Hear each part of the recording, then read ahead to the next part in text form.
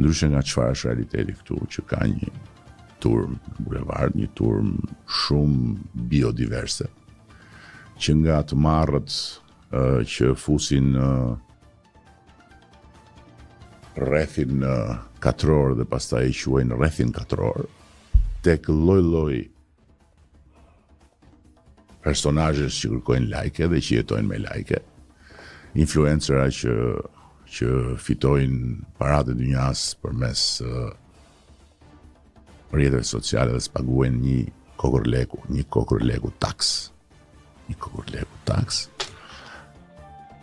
Të tjerë që janë delirant me flamurin të lidhur këtu në fyt, edhe që e vënë qeleshen si një certifikat pasërtie patriotike.